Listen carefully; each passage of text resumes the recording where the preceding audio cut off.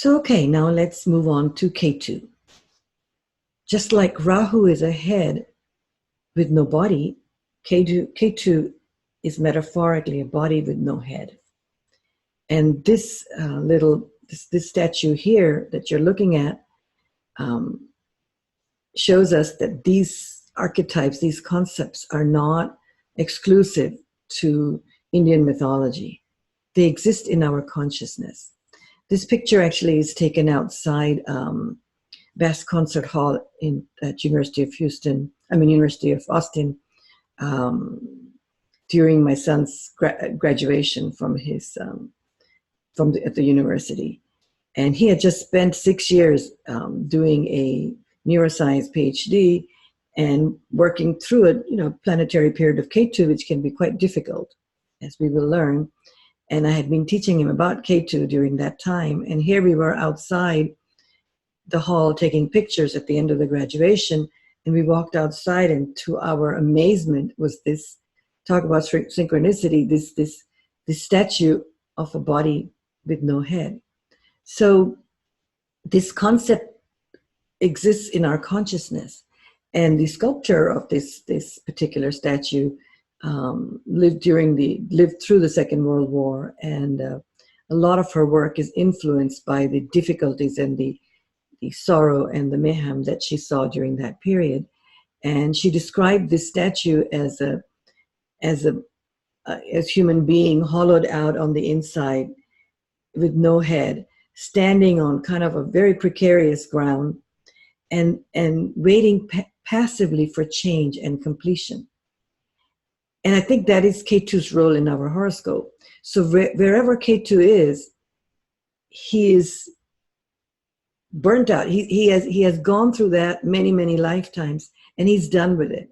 He's done playing with the game of life in that area of your horoscope, not the whole, because once you're done with all of it, that's really the process of liberation, because you're fully cooked.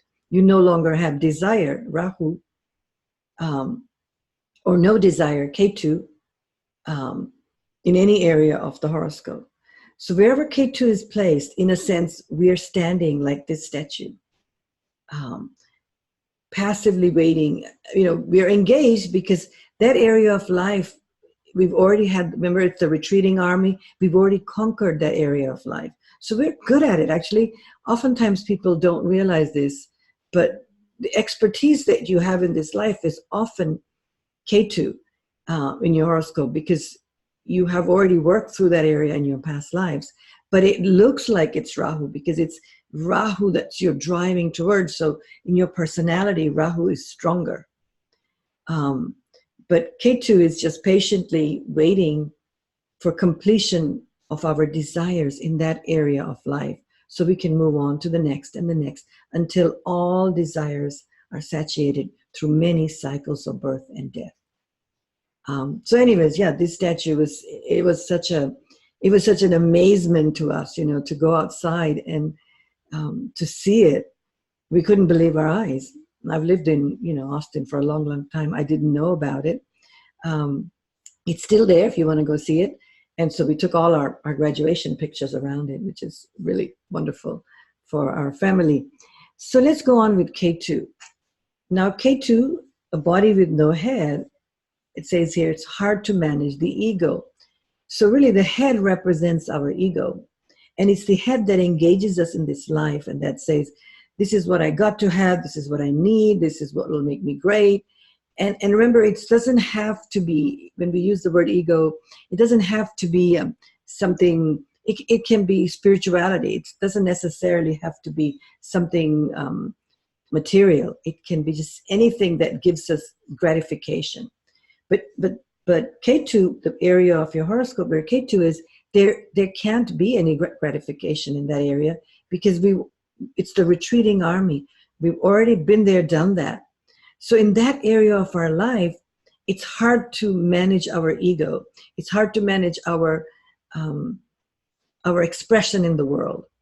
We are sort of withdrawing from it. We are suppressing it, because Rahu on the other end of the on the other side is saying, no, you've already been down that road. Let's go try a new side. That's why Ketu dasha, Ketu planetary periods are so hard, because it's not something that the soul, the consciousness wants to engage in so much. It wants to pull out of it.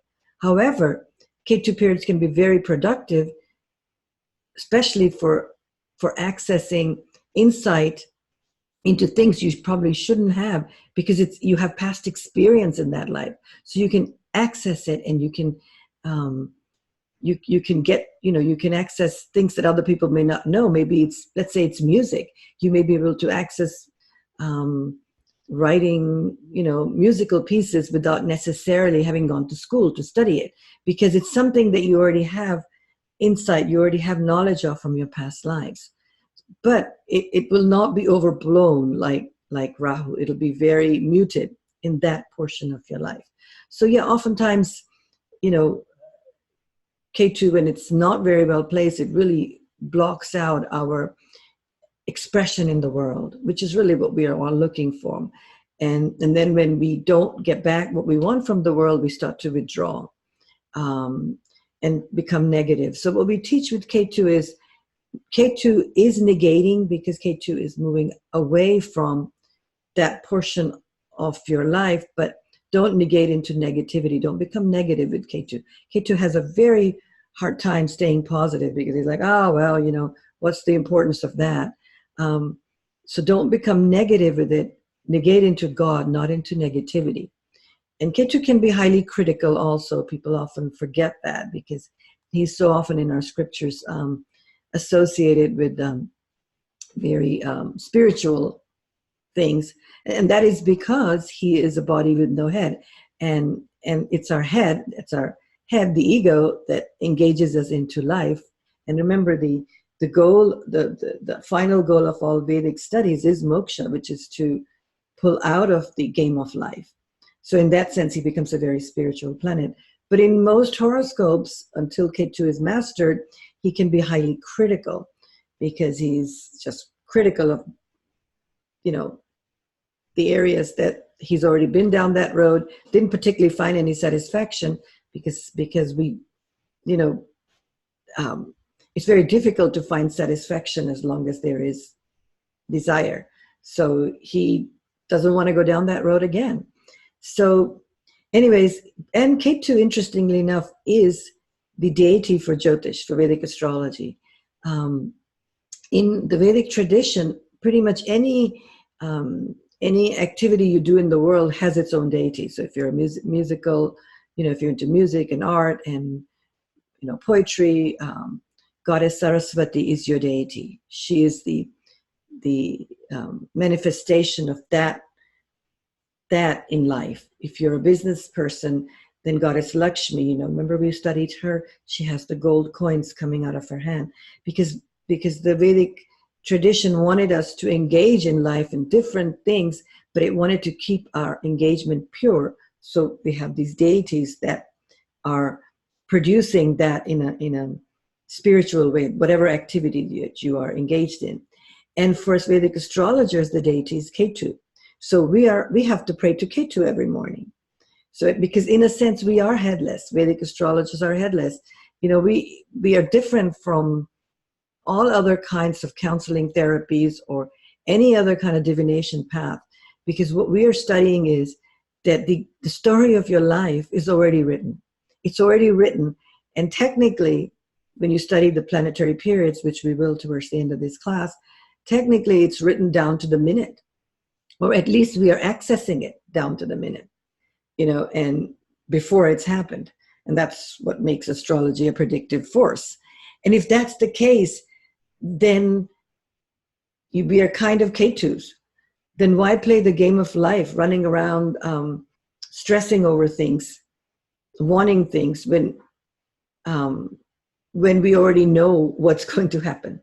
You follow? So in that sense, and really, if you don't have a good Ketu in your horoscope, most Vedic astrology teachers will not take you on as a student, because you need Ketu's ability to access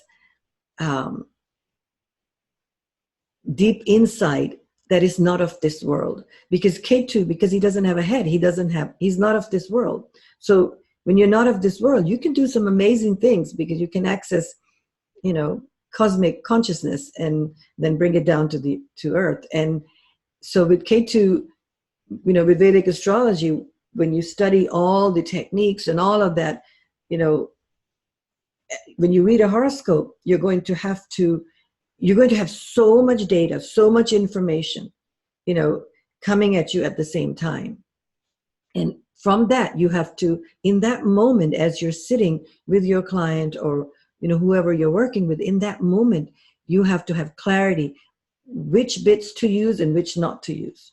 So if you become too much in your head, Rahu, you will get paralyzed. There is just so much information that we get at the same time.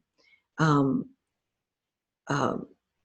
looking at 16 charts, not just the D1 chart. Remember, at one time, just 16 charts, you're deciphering all the information about each planet in there.